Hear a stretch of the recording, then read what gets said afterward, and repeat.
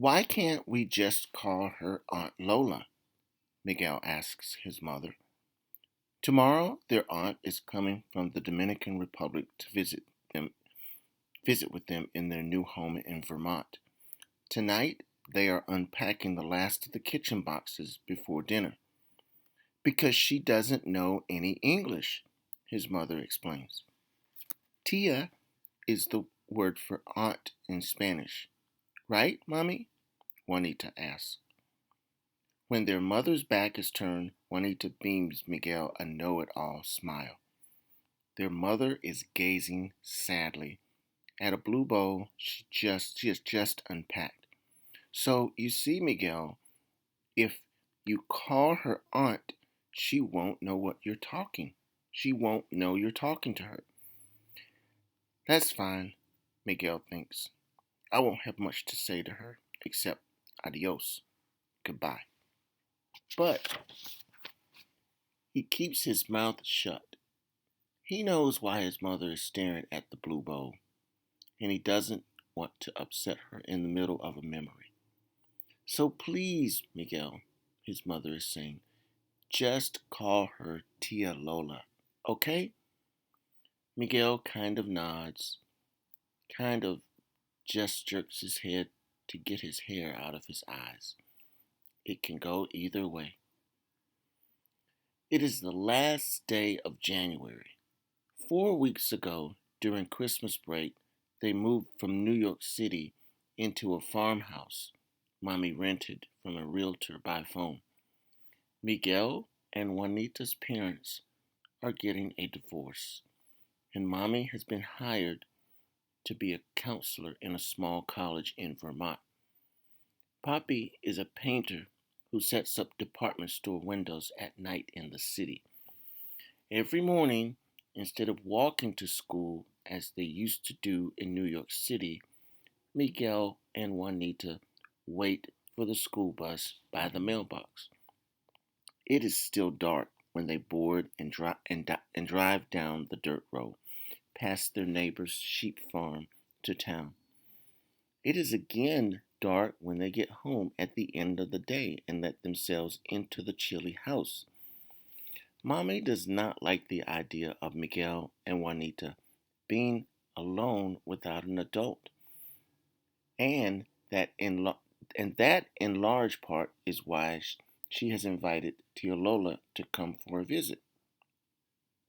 Why not ask Poppy to come up and stay with them instead? Miguel wants to suggest. He doesn't really understand why his parents can't stay married, even if they don't get along.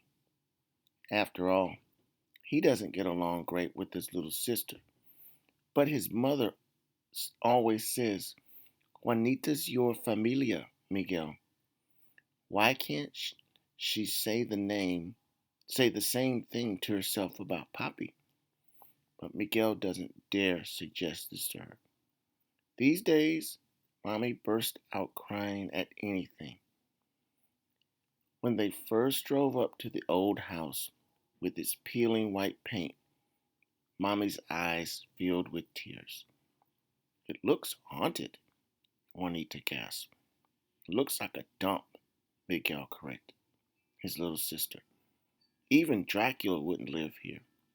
But then, catching a glimpse of his mother's sad face, he added quickly, So, you don't have to worry about ghosts, Nita. His mother smiled through her tears, grateful to him for being a good sport. After some of the boxes have been cleared away, the family sits down to eat dinner. They each get to pick the can they want to bring to the table. Juanita chooses SpaghettiOs. Their mother chooses red beans. And Miguel chooses a can of Pringles. Only this one night, so we can finish getting settled for Tia Lola, their mother explains about their peculiar dinner. Every night she gets home so late from work, there's little time for unpacking and cooking. Mostly they have been eating in town at Rudy's restaurant. The friendly, red-cheeked owner, Rudy, has offered them a special deal. Welcome Wagon Special, he calls it. 3 meals for the price of one, and you guys teach me some Spanish. But even Miguel is getting tired of pizza and hot dogs with french fries on the side. Thanks for a yummy dinner, Mommy, Juanita's saying, as if their mother has cooked all the food and put it in cans with labels marked Goya and SpaghettiOs. Then, just now, reheated the food in the microwave. She always sees the bright side of things. Can I have some of those chips, Miguel? She asks her brother. This is my can, Miguel reminds her. But you can share, his mother reminds him. Pretend we're at the Chinese restaurant and we all share the plates.